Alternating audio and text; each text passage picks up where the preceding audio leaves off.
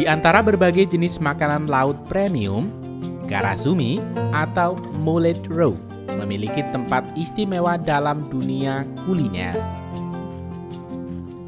Produk ini adalah telur ikan belanak yang telah diawetkan melalui proses penggaraman dan pengeringan, menghasilkan cita rasa yang kaya dan tekstur yang lembut. Karasumi dikenal sebagai hidangan mewah di berbagai budaya. Seringkali disajikan sebagai irisan tipis dengan sake, diparut di atas pasta atau bahkan dipanggang untuk menonjolkan rasa umami. Selain memiliki rasa yang khas, karasumi juga kaya akan protein, omega 3, dan nutrisi penting lainnya, menjadikannya pilihan yang tidak hanya lezat tetapi juga bernilai gizi tinggi. Taiwan adalah salah satu produsen utama karasumi dengan metode tradisional yang diwariskan dari generasi ke generasi.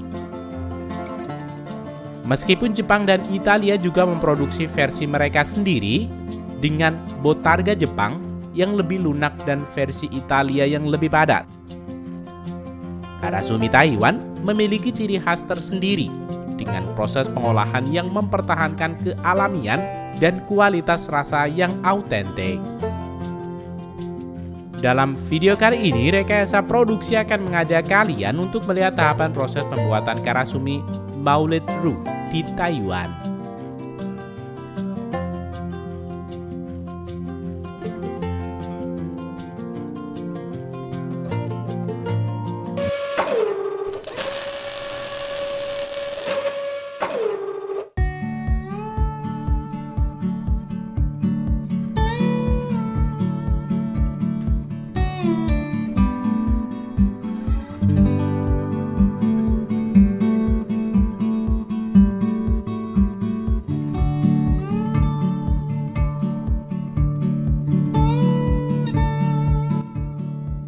Proses ini dimulai dengan penerimaan ikan belanak segar di fasilitas produksi.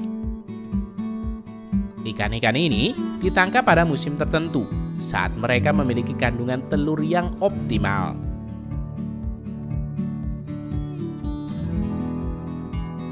Setiap ikan diperiksa dengan cermat untuk memastikan kualitasnya, karena hanya ikan dengan telur yang sehat dan bertekstur baik yang akan diproses lebih lanjut. Setelah ikan disortir, proses pengambilan telur dilakukan secara hati-hati untuk menjaga bentuk utuh kantong telurnya. Pekerja dengan terampil menggunakan pisau khusus untuk mengeluarkan telur tanpa merusak struktur alami telur. Dengan teknik yang sudah lama digunakan, proses ini terlihat lebih mudah dan efisien. Perlu diketahui, proses ekstraksi telur ini harus dilakukan dengan hati-hati sehingga kantung telur tidak rusak. Jika kantung telur rusak, hal ini dapat mempengaruhi hasil akhir karasumi.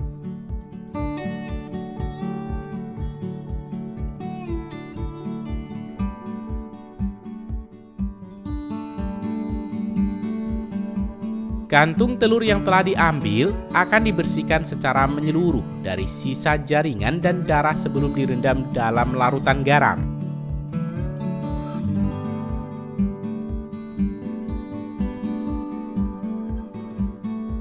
Perendaman ini bertujuan untuk mengawetkan telur sekaligus meningkatkan rasa. Umumnya, perendaman dilakukan selama 12 hingga 24 jam, tergantung pada ukuran dan ketebalan kantung telurnya. Selama tahapan ini, telur dibiarkan menyerap garam dalam waktu yang telah ditentukan agar menghasilkan rasa yang seimbang.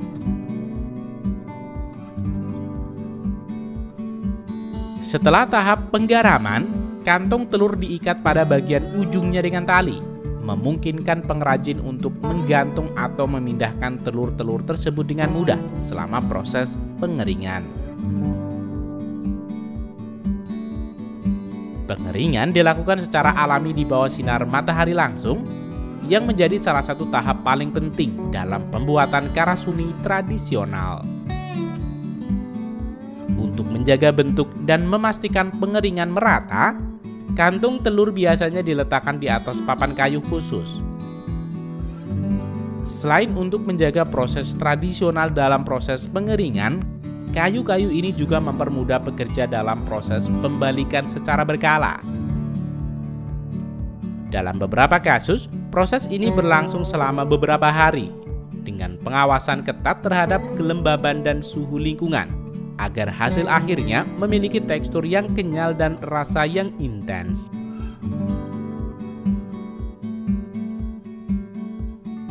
Setelah beberapa hari dijemur dan kadar airnya mulai berkurang, kantung telur kemudian memasuki tahap pemadatan. Proses ini dimulai ketika telur masih agak lentur namun tidak terlalu basah, yaitu setelah sekitar 2 hingga 3 hari penjemuran. Kantung telur ditekan secara hati-hati menggunakan papan kayu datar yang ditumpuk secara bersusun. Setiap lapisan telur dipisahkan dengan lembaran pelindung seperti kain kasa atau plastik tipis untuk menjaga bentuk dan kebersihannya. Metode penekanan bersusun ini memungkinkan pengrajin memadatkan banyak telur sekaligus dalam ruang terbatas, serta memastikan tekanan yang merata. Penekanan dilakukan secara bertahap selama 1 hingga 2 hari, di mana posisi dan tekanan disesuaikan secara berkala. Tujuannya adalah untuk membentuk karasumi menjadi pipi sempurna dengan tekstur padat namun lentur. Setelah tahap ini selesai, karasumi siap untuk masuk ke tahap penyimpanan dan pematangan akhir.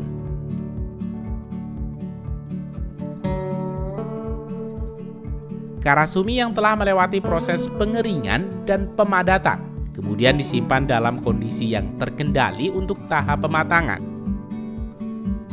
Selama periode ini, rasa karasumi semakin berkembang, menciptakan keseimbangan sempurna antara rasa gurih, asin, dan umami yang diinginkan.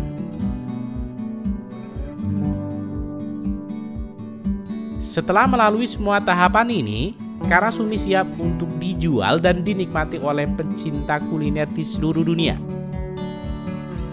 Produk ini diekspor ke berbagai negara, terutama ke Jepang dan pasar premium lainnya yang menghargai kualitas dan keunikan rasa karasumi Taiwan.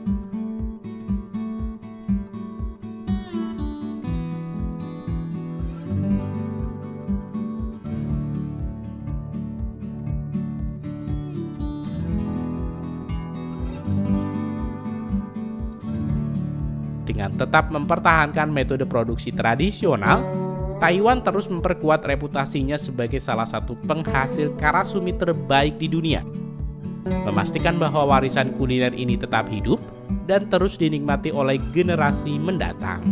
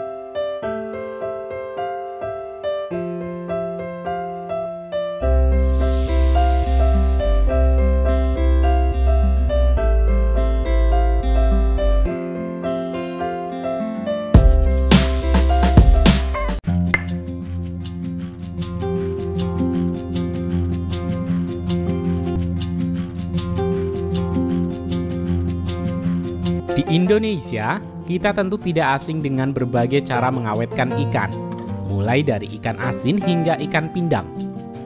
Metode pengawetan tradisional ini telah menjadi bagian penting dari kehidupan sehari-hari kita, terutama di daerah pesisir. Proses pengawetan seperti penggaraman dan pengeringan tidak hanya membantu mempertahankan kesegaran ikan, tetapi juga memperkaya rasanya. Begitu pula di Jepang, mereka memiliki metode pengawetan yang sangat unik dan berakar dari tradisi panjang, yaitu pembuatan katsuobushi.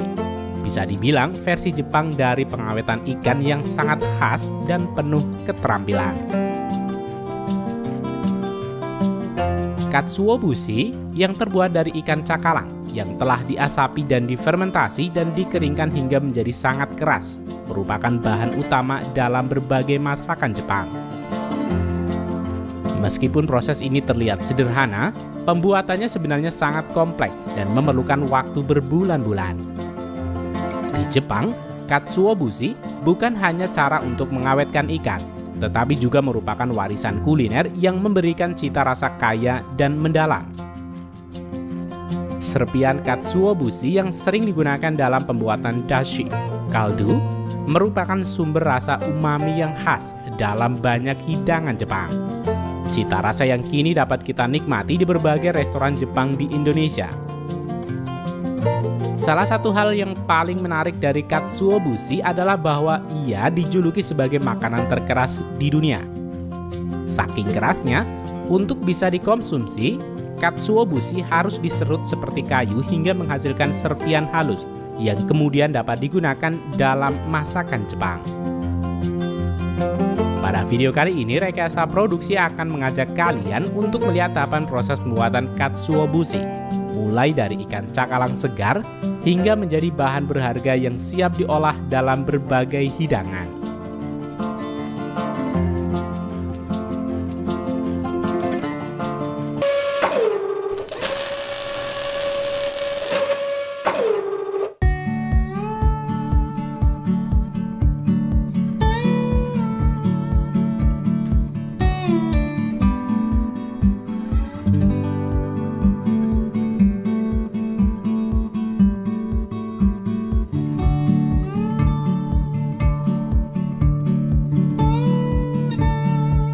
Proses pembuatan katsuobushi dimulai di dermaga ini, di mana para nelayan tiba membawa ikan cakalang tangkapan mereka.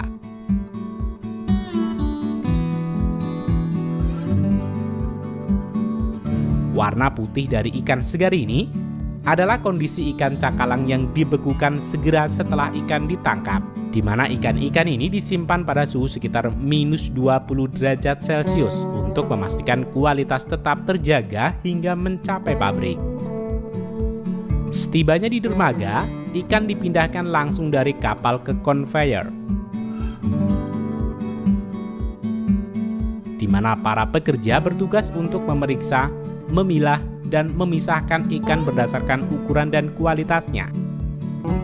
Tahapan ini sangat penting untuk memastikan bahwa hanya ikan dengan kualitas terbaik yang akan diproses lebih lanjut menjadi katsuobushi.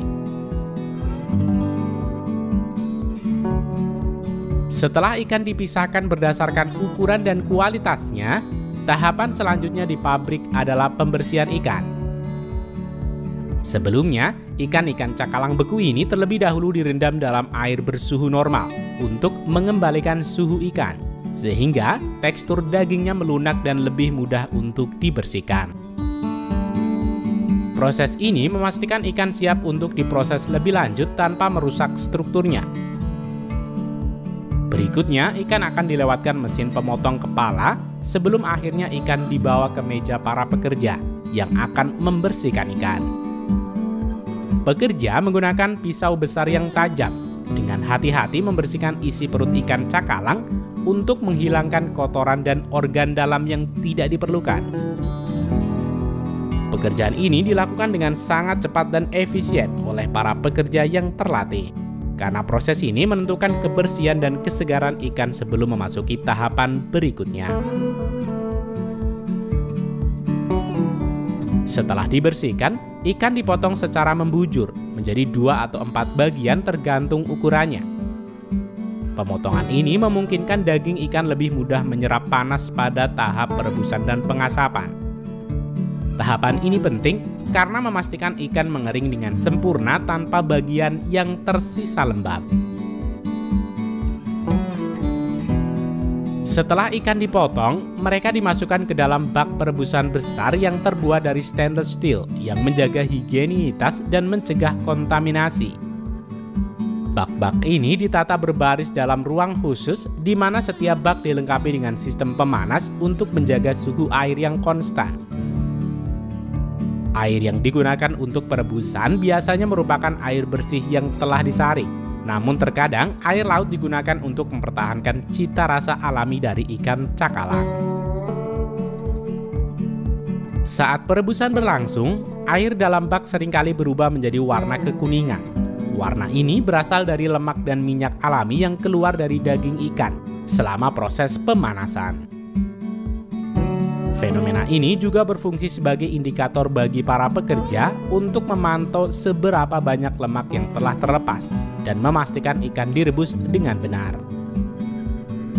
Perebusan ini berlangsung selama 60 hingga 90 menit, cukup lama untuk memastikan daging ikan matang merata dan minyak berlebih terbuang, tanpa merusak tekstur daging yang penting dalam proses pengasapan berikutnya.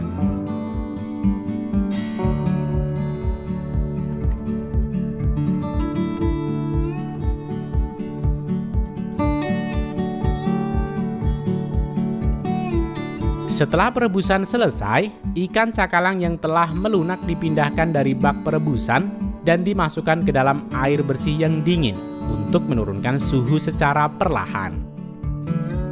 Pada tahapan ini, para pekerja dengan teliti memeriksa dan membuang duri-duri yang masih tersisa di daging ikan.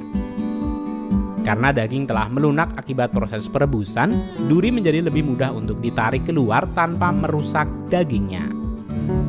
Pekerja berpengalaman menggunakan pinset khusus atau tangan untuk menarik duri dengan hati-hati, memastikan bahwa setiap potongan daging ikan bersih dari duri sebelum masuk ke proses pengasapan. Langkah ini sangat penting untuk menjaga tekstur yang baik dan memastikan kualitas katsuobushi saat diserut nantinya. Setelah perebusan selesai, ikan cakalang dipindahkan ke ruang pengasapan. Inilah salah satu tahap paling penting dalam pembuatan katsuobushi, di mana ikan dihisap dengan menggunakan kayu khusus, biasanya kayu X atau cemara. Proses pengasapan ini dilakukan berulang kali selama beberapa minggu, dengan jeda waktu untuk memberikan ikan mengering di antara proses pengasapan. Setiap siklus pengasapan biasanya memakan waktu sekitar 5 hingga 6 jam, dan totalnya bisa mencapai 20 hingga 30 kali siklus. Dalam proses tradisional, pekerja harus secara manual menggantung ikan di rak pengasapan dan mengontrol api kayu agar tetap stabil, memastikan asap mengalir secara merata. Di pabrik modern, pengasapan dilakukan dengan alat otomatis yang mengatur suhu dan tingkat asap sehingga memungkinkan kontrol yang lebih presisi. Namun sentuhan pekerja tetap dibutuhkan untuk memeriksa tekstur dan warna ikan secara berkala.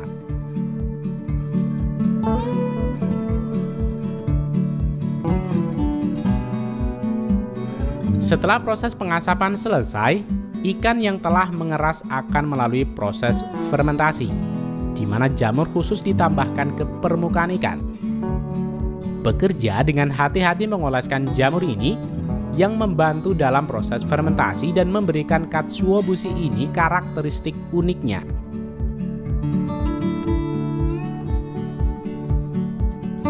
Ikan kemudian ditempatkan di ruang pengeringan dengan sirkulasi udara yang dikontrol, di mana ia dibiarkan selama beberapa bulan hingga benar-benar kering dan keras seperti kayu. Tahapan ini bisa memakan waktu hingga 6 bulan, tergantung kondisi iklim dan suhu. Setelah ikan mengering seperti kayu, ikan yang sudah difermentasi kemudian dijemur di bawah sinar matahari. Penjemuran ini berlangsung selama beberapa hari, di mana sinar matahari membantu proses pengeringan akhir dan memberikan tekstur keras yang khas pada katsuobushi. Penjemuran alami ini juga berfungsi untuk menghilangkan sisa kelembaban yang mungkin tersisa setelah fermentasi dan memastikan ikan benar-benar kering sebelum dikemas. Setelah ikan kering sepenuhnya, pekerja akan memeriksa setiap potongan katsuobushi untuk memastikan tekstur dan kualitas yang diinginkan tercapai. Pekerja berpengalaman dapat menentukan kualitas katsuobushi hanya dengan merasakan tekstur permukaannya dan mendengar suara saat mengetuknya. Ikan yang lolos pemeriksaan kemudian siap untuk diserut menjadi serpian tipis menggunakan alat tradisional atau mesin otomatis. Di pabrik modern, katsuobushi dikemas dengan mesin otomatis untuk memastikan kebersihan dan ketahanan produk.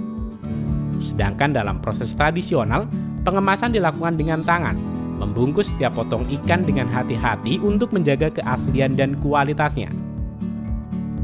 Beberapa jenis produk, khususnya untuk konsumen restoran, katsuobushi ini akan dipasarkan dalam bentuk batangan seperti ini.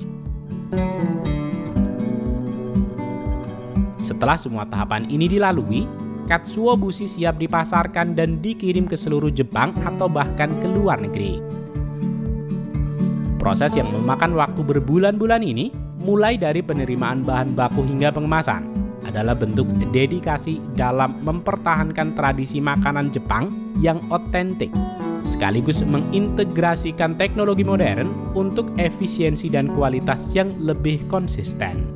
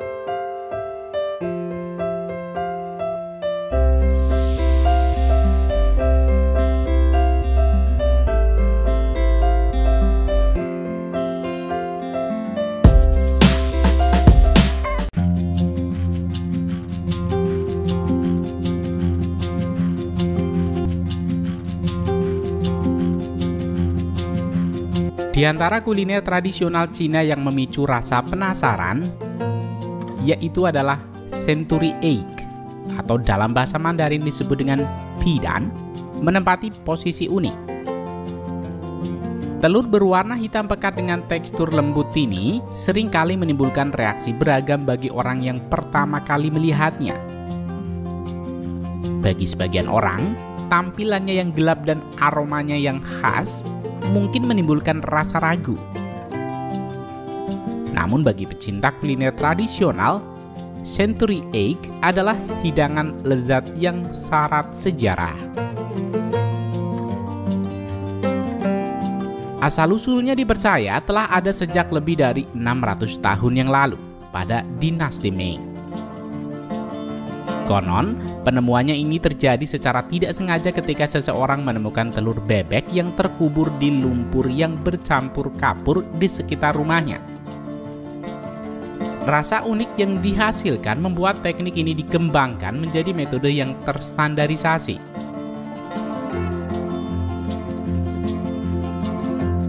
Meski setiap daerah memiliki variasinya masing-masing.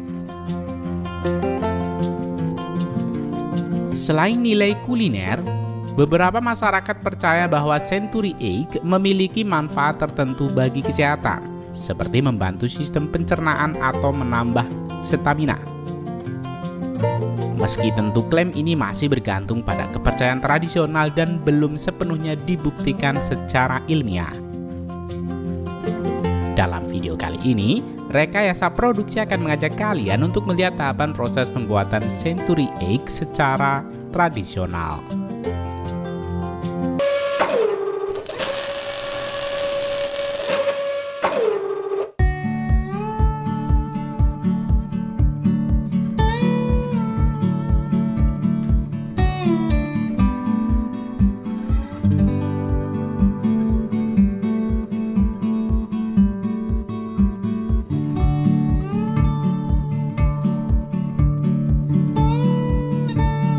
Proses pembuatan Century Egg tradisional dimulai dari tahap yang sangat menentukan, yaitu pemilihan telur bebek berkualitas tinggi. Telur bebek dipilih karena ukuran kuning telur yang lebih besar, rasa yang lebih gurih, dan tekstur yang kaya minyak setelah proses pemeraman. Telur yang digunakan harus dalam kondisi segar, berkulit bersih, dan bebas retakan. Retakan sekecil apapun dapat menyebabkan campuran pembumbuan meresap terlalu cepat dan merusak rasa. Produsen tradisional biasanya menguji kesegaran telur dengan merendamnya di dalam air. Telur segar akan tenggelam, sementara telur yang kurang segar akan mengapung. Di beberapa desa, telur bebek dikumpulkan langsung dari peternak lokal setiap pagi. Ketersediaan telur yang stabil menjadi kunci agar produksi berjalan tanpa jeda, terutama di daerah yang menjadi sentral pengolahan bidang.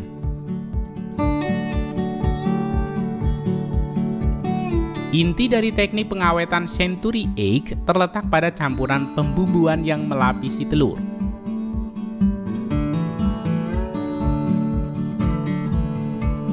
Secara tradisional, bahan-bahan ini terdiri dari kapur tohor, berfungsi meningkatkan pH dan memecah protein telur, sehingga menghasilkan tekstur gelatin pada putih telur dan krim lembut pada kuningnya. Kemudian abu kayu, yang membantu menyerap kelembaban berlebih dan memberikan warna lebih pekat pada bagian putih telur. Garam, memberikan rasa sekaligus membantu pengawetan alami. Teh hitam atau teh hijau menambah aroma halus dan mencegah bau menyengat yang terlalu tajam. Sementara air digunakan untuk membentuk adonan lumpur. Dan kulit padi berfungsi melindungi lapisan lumpur agar tidak lengket satu sama lain saat penyimpanan. Dalam metode tradisional ini, kapur, abu kayu, garam, dan teh diseduh atau dicampurkan dengan air hingga menjadi adonan kental. Adonan ini kemudian dibiarkan mendingin sebelum digunakan, agar panas tidak memicu pembusukan dini pada telur. Setelah campuran siap, proses pelumuran dimulai. Telur bebek dipegang dengan hati-hati dan dilapisi secara merata dengan adonan lumpur pembumbuan. Setiap bagian cangkang harus tertutup sempurna untuk mencegah udara masuk. Di beberapa tempat, pekerja masih menggunakan tangan kosong untuk melapisi telur, sementara di tempat lain digunakan sarung tangan karet demi kebersihan dan keamanan. Setelah dilapisi lumpur, telur segera digulingkan ke dalam kulit padi kering. Kulit padi ini akan menahan lapisan lumpur agar tetap menempel dan mencegah telur saling melekat saat disimpan.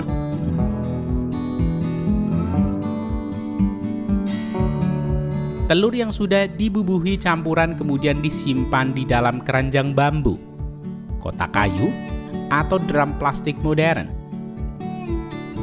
Pemeraman berlangsung selama 3 hingga 6 minggu, tergantung suhu, kelembaban, dan resep lokal. Selama pemeraman, reaksi kimia alami terjadi. Kapur tohor meningkatkan pH hingga sekitar 12. Memecah protein dan lemak menjadi senyawa-senyawa yang memberi rasa umami khas. Sementara putih telur berubah menjadi gel transparan berwarna coklat tua dan hitam pekat. Dan kuning telur menjadi lembut, berminyak, dan memiliki rona kehijauan. Beberapa produsen tradisional memeriksa telur secara berkala dengan memecahkan 1 atau 2 butir untuk memastikan proses berjalan sesuai harapan. Jika cuaca terlalu dingin, proses ini bisa memakan waktu lebih lama. Sementara cuaca panas dapat mempercepat reaksi.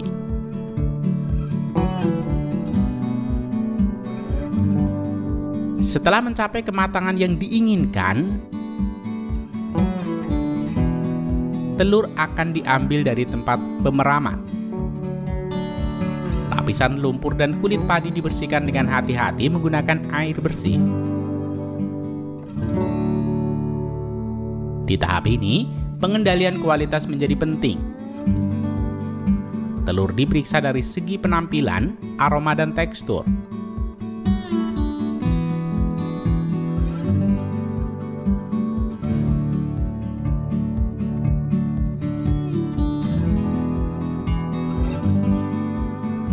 Telur dengan retakan atau aroma tidak sedap akan dipisahkan karena dapat mengindikasi kegagalan proses fermentasi.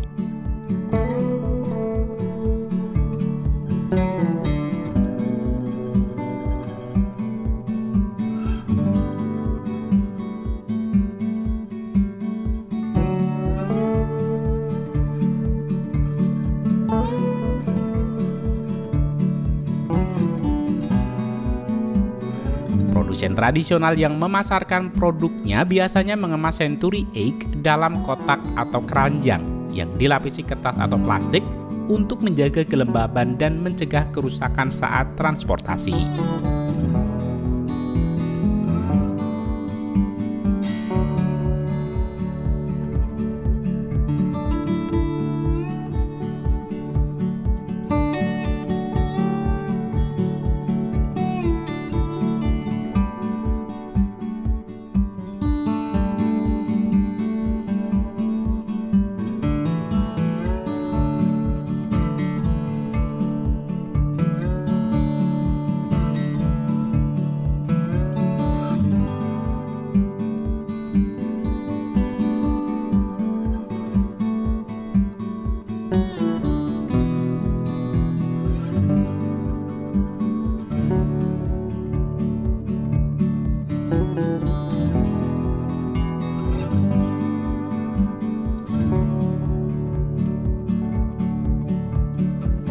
Century egg biasanya dikonsumsi setelah didinginkan.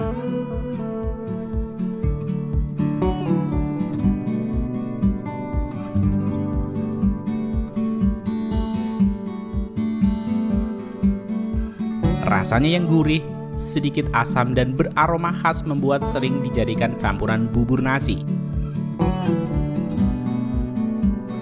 Diiris tipis untuk salad,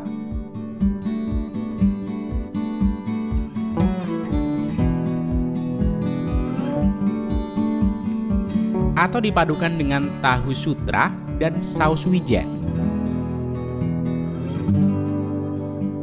Bagi sebagian orang, butuh waktu untuk terbiasa dengan rasanya.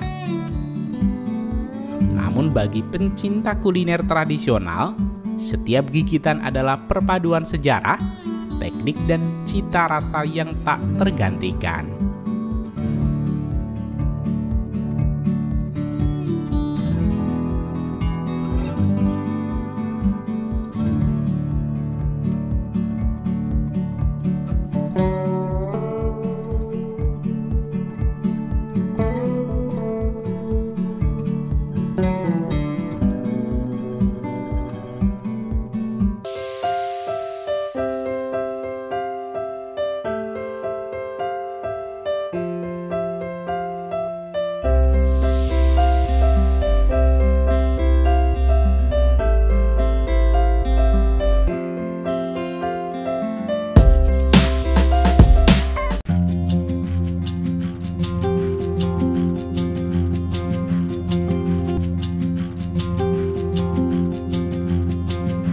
Potongan daging yang diproses melalui penggaraman dan pengasapan ini kerap muncul dalam berbagai sajian sarapan khas Barat. Irisan yang tipis dengan perpaduan warna merah muda dan garis lemak putih sering terlihat tersaji di atas piring bersama telur, roti panggang, atau kentang. Terutama di negara-negara seperti Amerika Serikat, Jerman, dan Inggris. Secara tradisional, bacon merujuk pada daging babi yang telah diawetkan melalui proses penggaraman dan pengasapan. Namun seiring waktu dan perubahan preferensi konsumen, kini juga tersedia produk bacon berbasis daging sapi, kalkun, bahkan nabati. Meski demikian, di Jerman, salah satu negara dengan sejarah panjang dalam pengolahan daging, bacon klasik dari bagian perut atau punggung hewan masih menjadi pilihan utama dalam industri ini. Dalam video kali ini, Rekayasa Produksi akan mengajak kalian untuk menelusuri seluruh proses pembuatan bacon di fasilitas pengolahan daging yang modern di Jerman.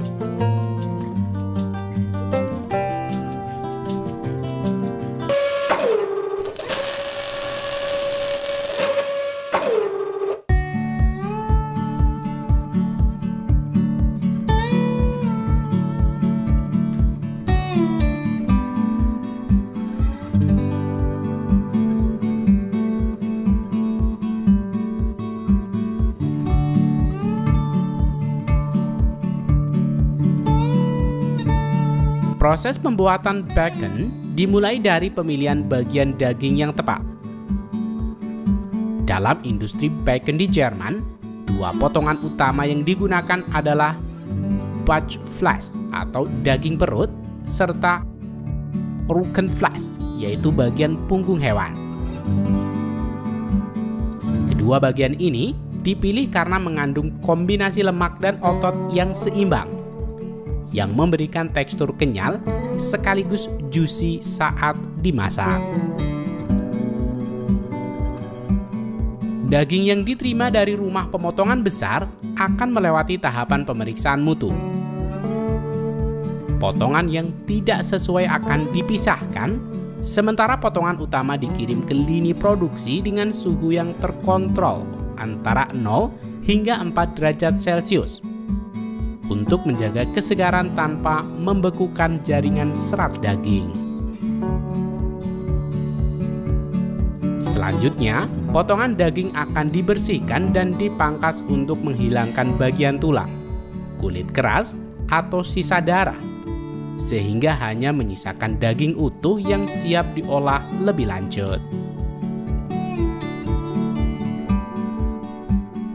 Berikutnya, daging ini akan melewati proses yang disebut dengan curing, yaitu teknik pengawetan dengan campuran garam, nitrit, gula, dan rempah-rempah.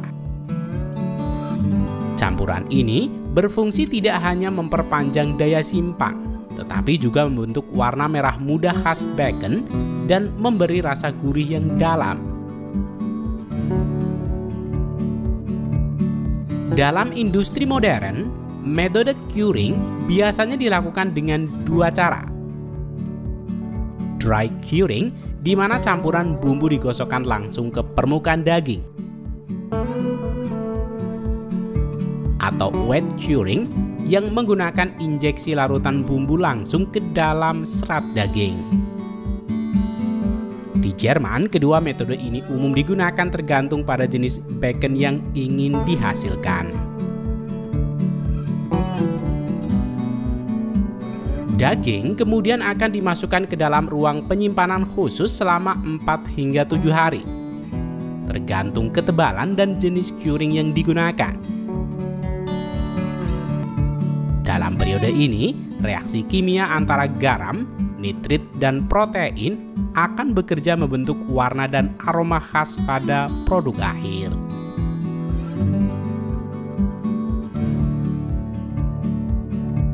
Setelah curing selesai, daging tidak langsung masuk ke tahap selanjutnya.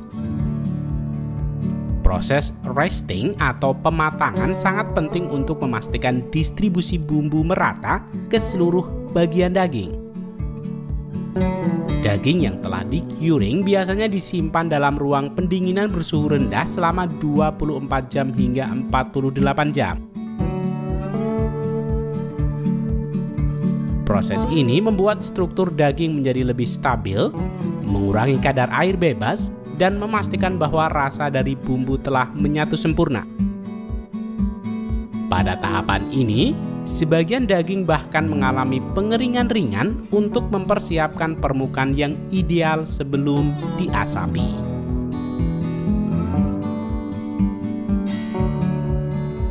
Tahapan berikutnya adalah proses memberi identitas kuat pada bacon, yaitu proses pengasapan. Di Jerman, metode pengasapan bisa bervariasi, mulai dari smoking panas pada suhu 60 hingga 80 derajat Celcius, hingga smoking dingin pada suhu di bawah 30 derajat Celcius. Kayu keras seperti beechwood atau ox biasanya digunakan untuk menghasilkan aroma lembut dan rasa sedikit manis. Daging digantung pada rak stainless dan dimasukkan ke dalam ruang asap otomatis. Di pabrik modern, proses ini dikendalikan secara digital, memastikan suhu, kelembaban, dan waktu berjalan sesuai resep yang telah diuji. Pengasapan berlangsung selama 6 hingga 12 jam tergantung ketebalan dan hasil akhir yang diinginkan. Proses ini juga membantu membunuh mikroorganisme, memberikan warna kecoklatan alami, serta menciptakan rasa khas yang membedakan bacon dengan olahan daging lainnya.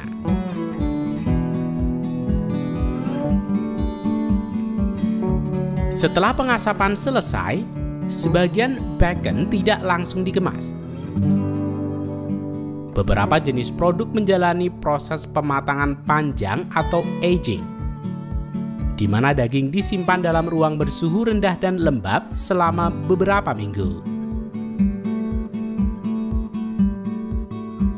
Selama proses ini, permukaan luar daging secara alami akan berubah warna, bahkan terkadang tampak seperti ditubuhi lapisan jamur putih.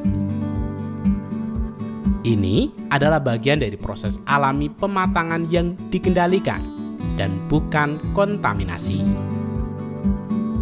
Lapisan luar ini akan secara berkala dibersihkan oleh pekerja menggunakan kain atau sikat halus.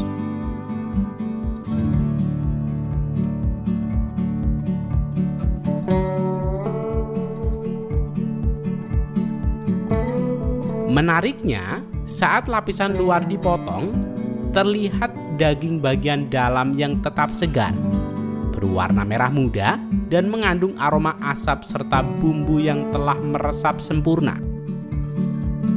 Inilah proses yang memberikan karakter unik pada beberapa jenis bacon artisan dari Eropa, termasuk di Jerman.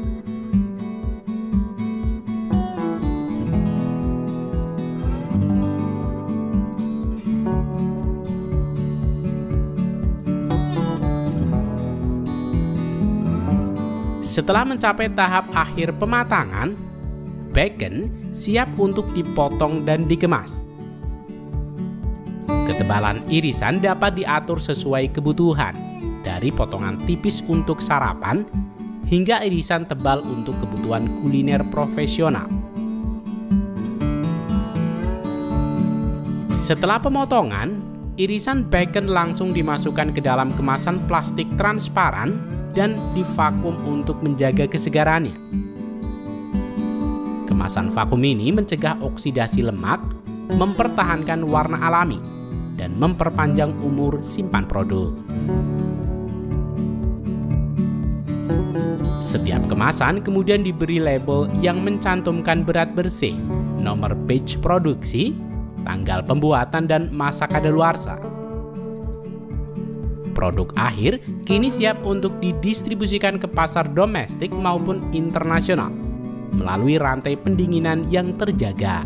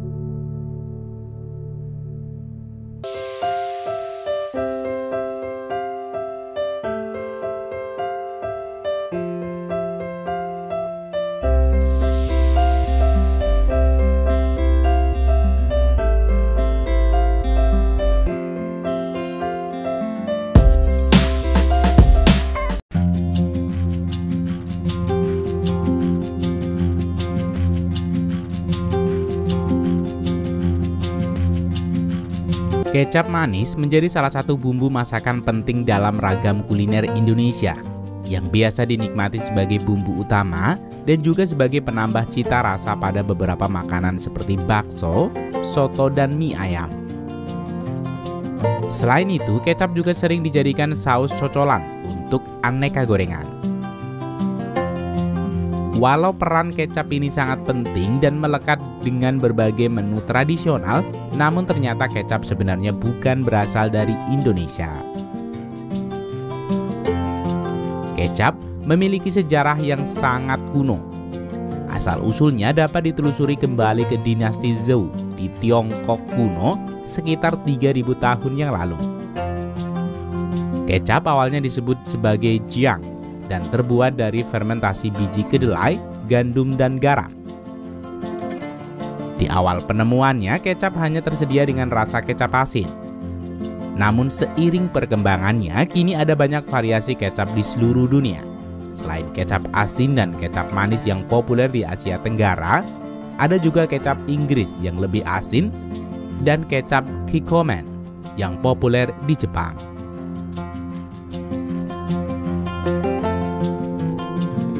Pada video kali ini, Rekayasa Produksi akan mengajak kalian untuk melihat proses pembuatan kecap Asia.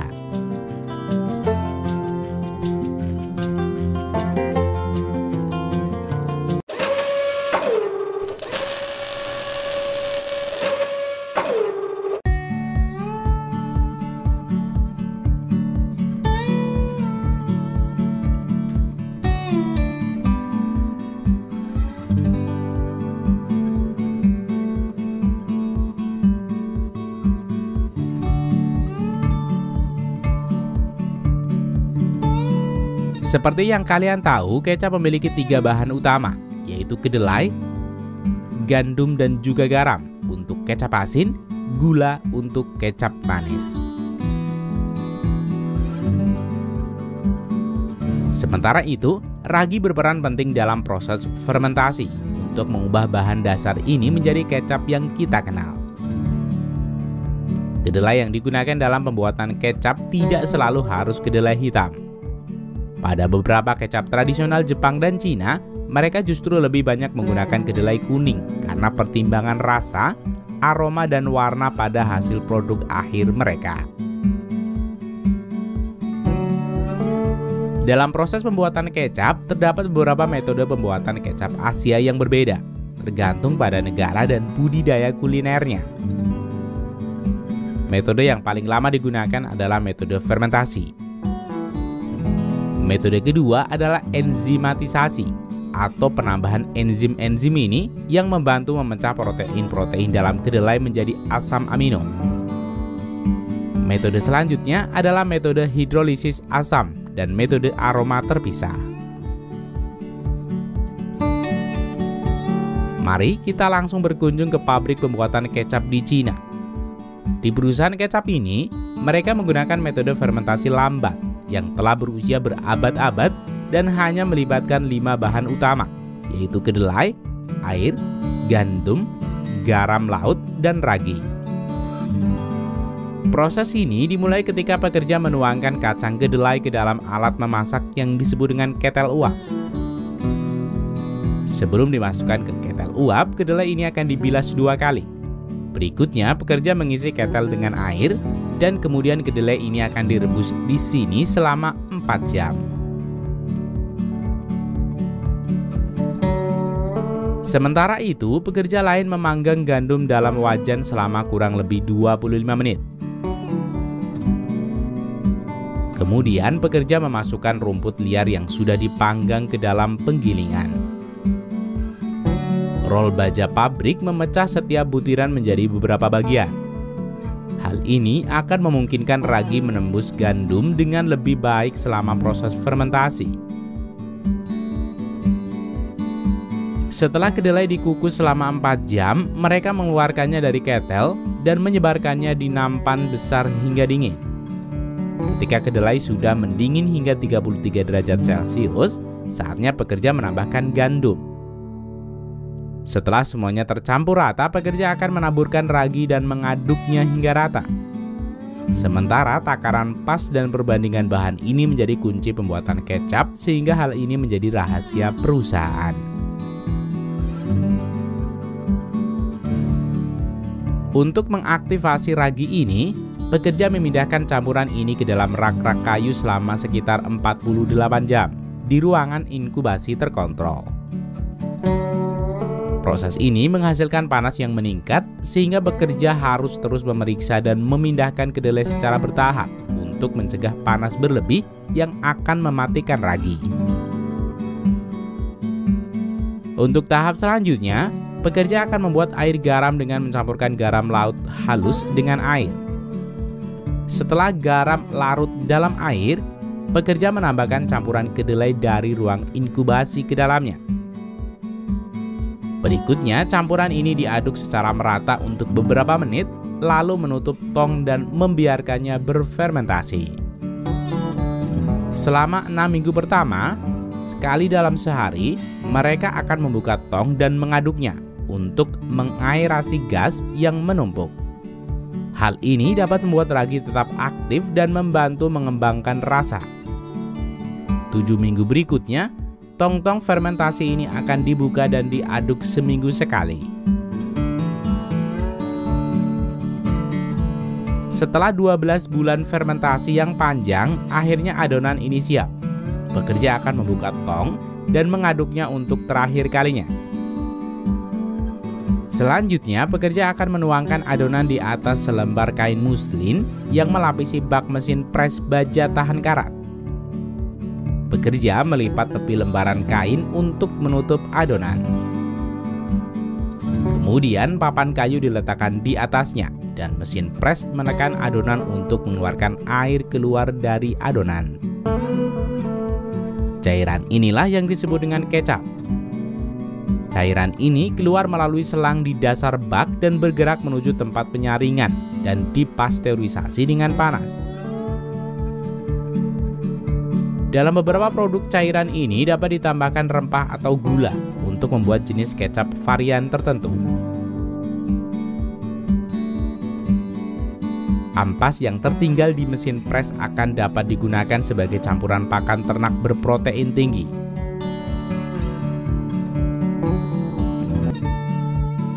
Sementara cairan kecap yang sudah dipasteurisasi siap untuk dialirkan ke ruang produksi untuk mengisi botol-botol kosong ini.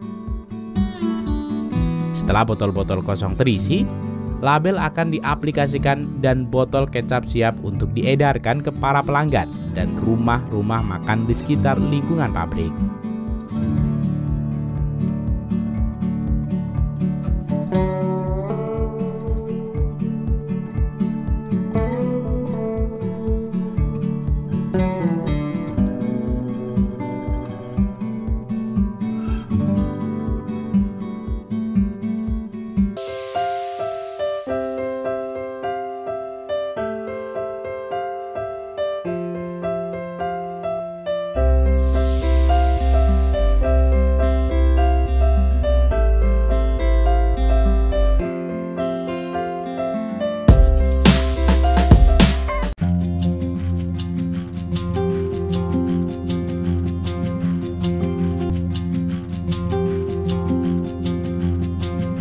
Di dunia keju, ada satu nama yang melambangkan kesederhanaan, kelembutan, dan cita rasa autentik Italia,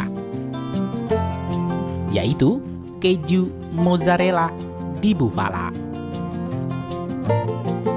Tidak seperti keju-keju keras Eropa lainnya, mozzarella atau keju segar yang berasal dari susu kerbau menawarkan tekstur kenyal yang unik, lembut di luar namun creamy di dalam.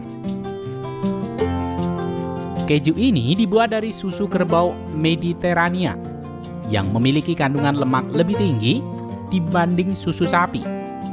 Keju ini dikenal memiliki rasa yang lebih kaya, sedikit manis dengan aroma susu segar yang khas. Selain rasanya yang unik, bentuk cetakan dari mozzarella juga sangat khas dan memorable yang memiliki bentuk bola-bola segar, berwarna putih, dan dengan bentuk pentil atau kancing pada bagian atasnya. Bentuk gigitan kecil yang menyerupai kancing ini disebut dengan bocconcini. Biasanya terdapat pada mozzarella yang berukuran kecil atau seukuran gigitan. Mozzarella kerap menjadi bintang utama dalam sajian pizza Napoli, salad caprese, hingga dinikmati langsung begitu saja. Tapi, bagaimana sebenarnya perjalanan susu kerbau ini hingga berubah menjadi keju mozzarella yang mendunia? Dalam video kali ini, Rekayasa Produksi akan mengajak kalian untuk melihat tahapan proses pembuatan mozzarella yang terkenal dari Italia.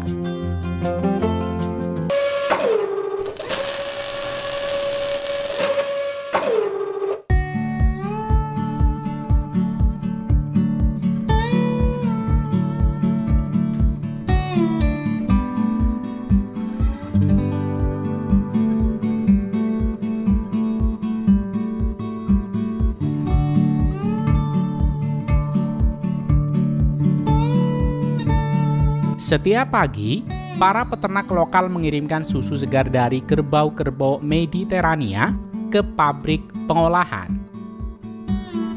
Susu ini dikumpulkan dalam tangki pendingin dengan suhu terkontrol untuk menjaga kualitas dan kesegarannya.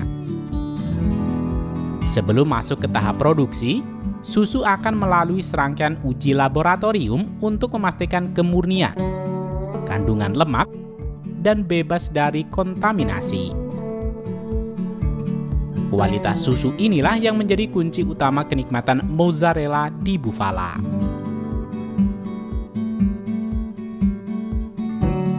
Setelah lolos uji kualitas, susu kerbau akan dipasteurisasi.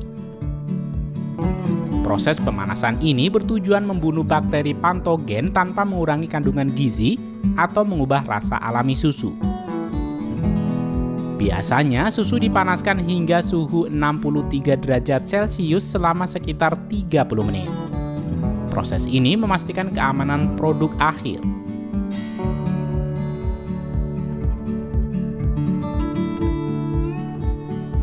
Langkah berikutnya adalah penambahan kultur bakteri asam laktat. Kultur ini membantu mengasamkan susu, menciptakan lingkungan ideal untuk pembentukan dadi. Setelah itu, susu ditambahkan dengan enzim Rennet alami yang akan menggumpalkan susu, memisahkan cairan whey dari padatan curd. Proses ini memerlukan waktu sekitar 30 hingga 40 menit, tergantung pada suhu ruangan dan kualitas susu. Selama waktu ini, susu akan berubah tekstur dari cairan murni menjadi gumpalan lembut yang kaya nutrisi, yang siap dipotong dan diproses lebih lanjut.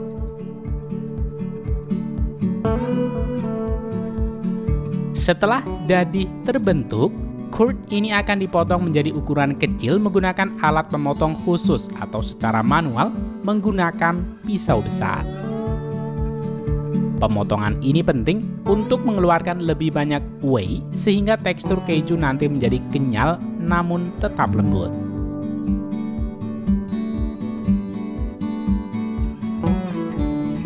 Curd yang sudah terpotong akan dipanaskan secara perlahan sambil terus diaduk.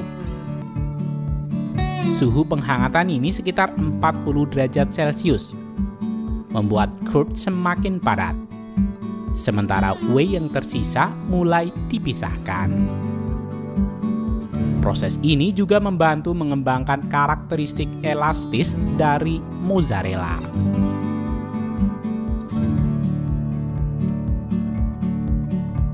Inilah tahapan paling khas dalam pembuatan mozzarella. Curds yang sudah padat kemudian direndam dalam air panas, lalu direnggangkan dan dilipat berulang kali, hingga teksturnya menjadi halus dan elastis. Di banyak pabrik tradisional, proses ini masih dilakukan secara manual, memanfaatkan keahlian tangan para pengrajin. Stretching ini menciptakan serat-serat khas di dalam mozzarella.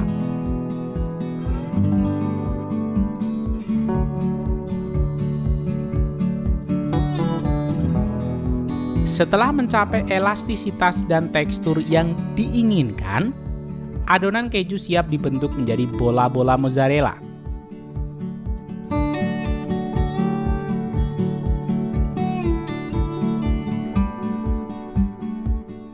Di pabrik modern, proses ini telah menggunakan mesin pembentuk otomatis yang dirancang khusus. Mesin ini akan memotong adonan keju dengan presisi lalu membentuknya menjadi bola-bola berukuran seragam dengan cetakan yang ada, biasanya sekitar 125 gram per bola. Setiap bola mozzarella tetap mempertahankan tekstur halus dan kelembutan khas mozzarella di Bufala, hasil dari kontrol ketat selama proses sebelumnya.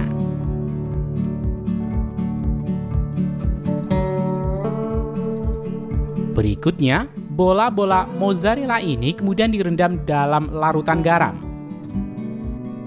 Proses ini tidak hanya menambahkan rasa, tetapi juga membantu mempertahankan kelembaban dan memperpanjang umur simpan keju.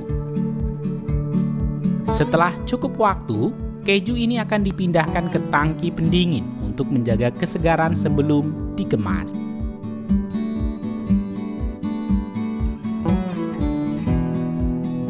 Mozzarella di Bufala dikemas dalam kantong plastik berisi air garam atau whey untuk menjaga kelembutan dan rasa segarnya. Kemasan ini kemudian disegel rapat dan siap didistribusikan ke berbagai penjuru dunia.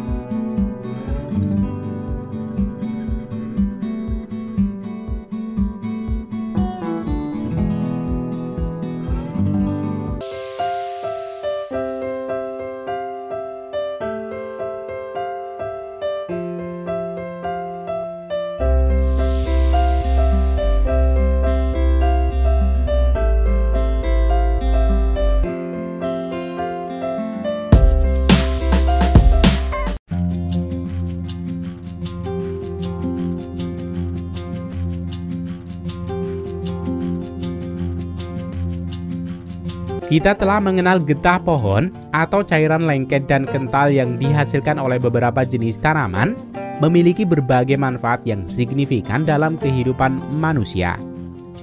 Pemanfaatan getah pohon yang paling populer dan pasti Anda kenal adalah pemanfaatan getah pohon karet yang hasil produknya mencakup berbagai bidang, dari industri hingga kebutuhan sehari-hari.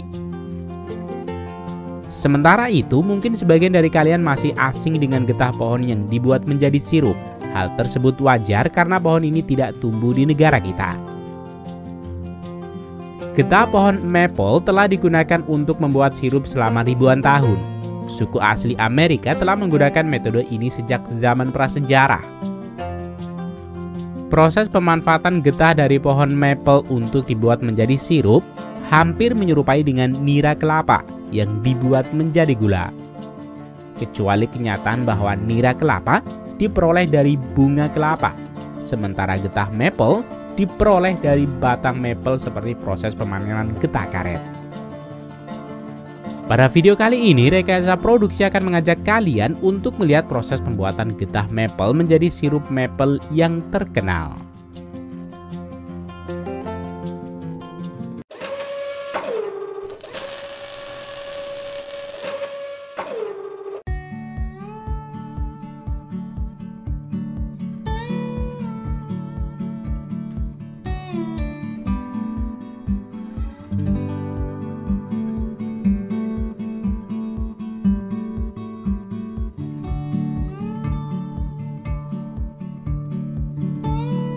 Getah tanaman memiliki berbagai fungsi tergantung pada jenis tanaman dan keadaan biologisnya. Secara umum, getah tanaman digunakan untuk perlindungan, penyembuhan luka, atau sebagai respon terhadap serangan hama. Sementara itu, getah tanaman yang dihasilkan dari pohon maple adalah nutrisi yang didistribusikan ke seluruh bagian tanaman untuk keperluan tumbuh kembang tanaman. Di musim panas, di bawah sinar matahari yang intens, pohon maple menghasilkan makanan untuk dirinya sendiri melalui fotosintesis. Cairan sapwood yang berperan dalam pengangkutan air, nutrisi, dan makanan akan disebarkan secara merata dari akar ke bagian atas pohon. Sementara pada musim gugur, kelebihan makanan disimpan di pangkal pohon dan di akar, di mana makanan tersebut tetap beku selama bulan-bulan di musim dingin. Dengan meningkatnya suhu saat musim semi, sapwood mulai mengalir. Pada musim inilah para petani akan menyadap dengan membuat lubang pada kayu maple, dan pohon akan mengeluarkan cairan sapwood.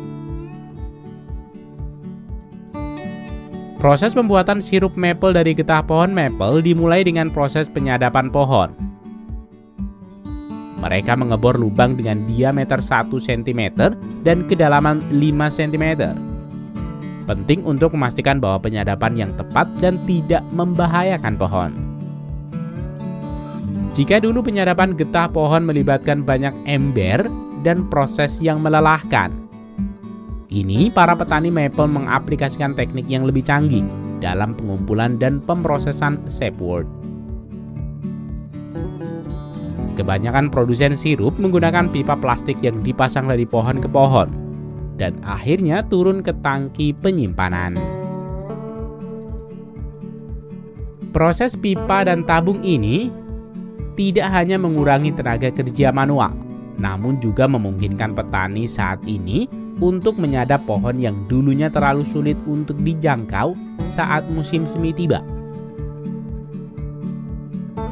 Modernisasi membuat beban kerja panen dapat dibagi menjadi beberapa bulan. Tabung-tabung ini dipasang sebelum musim dan dibersihkan setelah musim panen. Getah sapwood terdiri dari 97,5% air dan hanya mengandung 2,5% gula. Sehingga untuk mengubah sapwood menjadi sirup, mereka harus merebusnya, di mana dibutuhkan 40 liter sapwood untuk membuat 1 liter sirup maple. Ketika tangki terisi, sapwood secara otomatis dipompa ke rumah gula, ke dalam tangki baja tahan karat.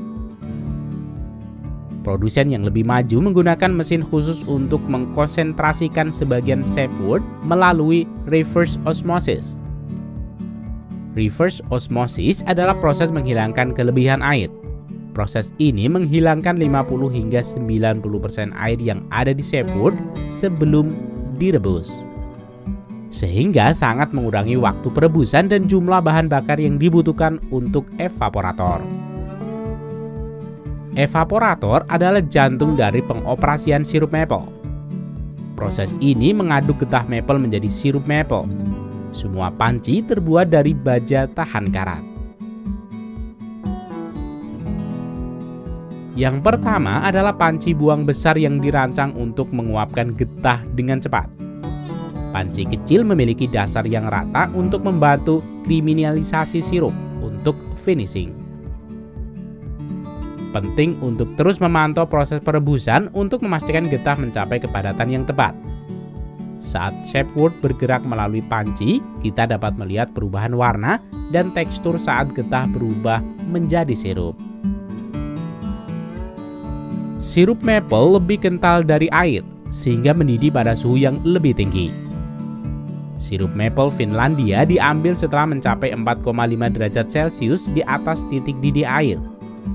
Hal ini memastikan bahwa sirup memiliki tingkat kepadatan sebesar 66,5 derajat, yang merupakan satuan kepadatan standar industri. Sirup ini disaring untuk menghasilkan produk bening dan dikemas panas pada suhu 85 derajat Celcius ke dalam wadah yang dirancang untuk sirup maple. Ada 4 tingkatan produk sirup maple yang terdiri dari sirup berwarna keemasan dengan rasa yang lembut, kuning dengan rasa yang kaya, gelap dengan rasa yang kuat, dan sangat gelap dengan rasa yang sangat kuat. Nilai yang lebih gelap memiliki rasa maple yang lebih khas. Ada banyak produk yang dihasilkan dari sirup maple, mulai dari gula maple, mentega maple, krim maple, dan gula maple pasir. Sirup maple dan gula telah digunakan dalam masakan selama ratusan tahun, mulai dari kacang panggang hingga puding beras. Sirup maple memiliki kandungan tinggi gula tetapi memiliki kalori lebih sedikit dibanding madu atau gula merah. Namun sirup ini 100% murni dihasilkan dari alam dan merupakan sumber 3 nutrisi penting seperti kalsium, potasium, dan magnesium. Dan saran terbaik untuk membeli sirup maple adalah saat musim gula, yaitu di awal musim semi.